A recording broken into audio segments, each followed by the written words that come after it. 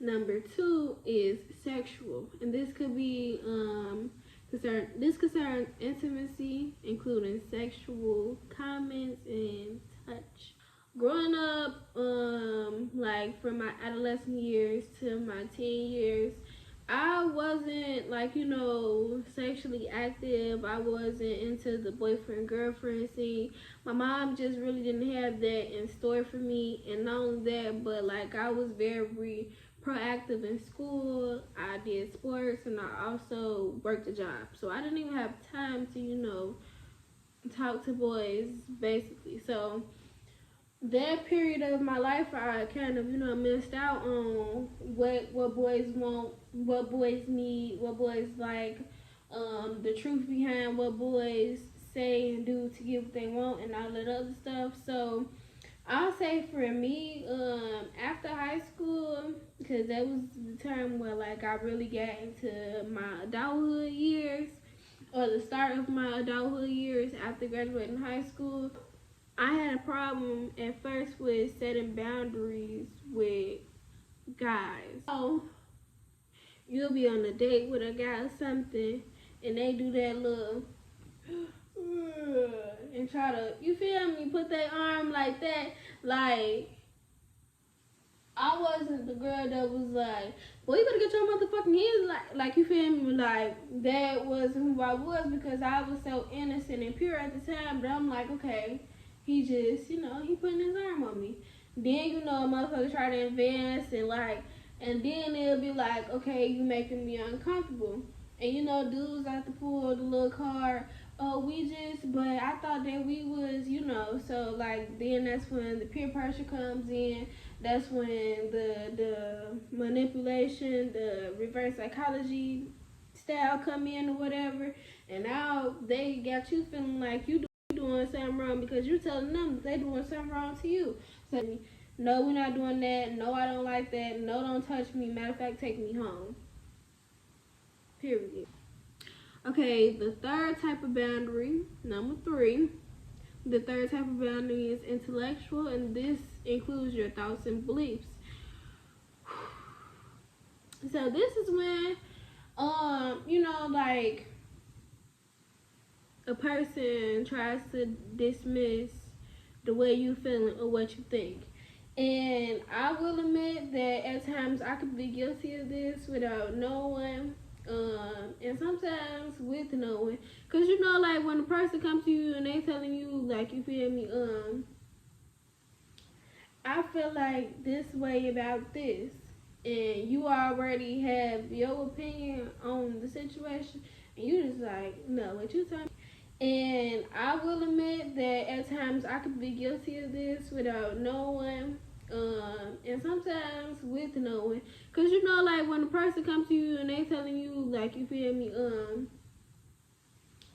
I feel like this way about this, and you already have your opinion on the situation, and you just like, no, what you talking about ain't true. No, I ain't feeling what you saying. But what I had to learn for myself is, one, the first thing, you got 2 ears and 1 mouth for a reason. Close your mouth and listen to what a person is saying, because sometimes a person will tell you something about their opinion and it might change your whole opinion about the situation. That don't mean that your opinion not valid, and that don't mean that you feel like you were wrong. At that time, you felt this way about a certain subject and that was your belief. But if a person is able to bring you proof and evidence of their belief and change your mind about a subject, that's okay. If you ask me, that's a form of evolving. That's a form of growth. Because, your opinion and your thoughts and your beliefs at times is supposed to change. You're not growing if at times your thoughts, your beliefs, and your opinion isn't changing. So that's my take on that. Number 4, we got emotional. So showing your feelings. I had I was oversharing what I had going on with people that, one, didn't give a fuck, two, couldn't do nothing to help my situation anyway, and three, probably, and I'm pretty sure, went around and told my business to other folks. So my thing with that is, you have to allow yourself to get to know a person.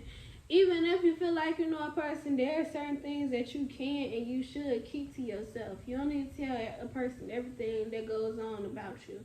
And a lot of matters that are off limits to me and for me, especially now after learning this, is family matters, my finances, and any dark secrets that I have that I just don't want a person to know, that I don't want to get out or be, related to somebody else.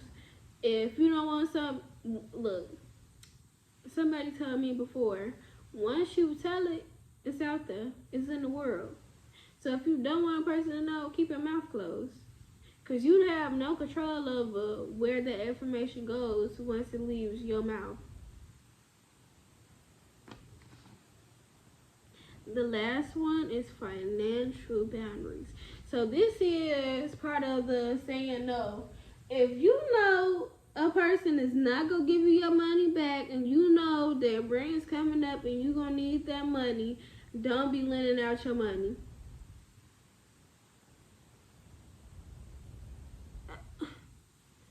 I don't even get nothing else to say after that. Like, okay, so now that we got through the 5 different types of boundaries, I want to give you a couple tips for setting healthy boundaries. So, number 1, if you already don't have boundaries, if you're learning just now how to set boundaries, 1, that's okay. We don't come here on earth and learn and just know everything right off bat. There are some things, like even with boundaries, that our own parents don't even know, or just never thought to teach us. If you're fortunate enough to have a parent who taught you or who knew what boundaries was and how to set healthy boundaries, that is amazing for you. Please share that information with others if you can, if you choose to, because knowledge is key. Knowledge is definitely power, and you helping the person out. That good karma gonna come back around to you. The universe knows, okay? So, number 1 is to set them early. And when I say set them early, I mean when you get into a relationship or a friendship or any type of connection, even if you're already in a connection right now, when you feel like, okay, now that I know what boundaries is, and now that I know, like, I feel as though this person is crossing my boundaries, or now I'm deciding that I'm actually going to stand up for myself and set these healthy boundaries because that's what I feel like doing. That's what I want to do. And if you can't respect that, then deuces. Okay? But set them early. As soon as you meet a person, you don't just jump in and be like, hey, look, you ain't going to be doing this and that to me because I don't play that and woo and this and that and that. Like, no. But as things come up, as you have these conversations, these are things that you talk about. Like, say, for example, or for instance, you meet a girl and y'all become buddy and whatnot, and y'all having a conversation. She be like, bitch, woo.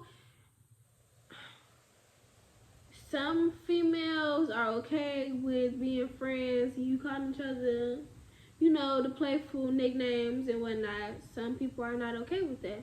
So you just let them know, you feel me, like, sister girl, I messes with you and we cool and all, but I'm offended by you saying that word to me. I don't appreciate that. Please don't say that to me.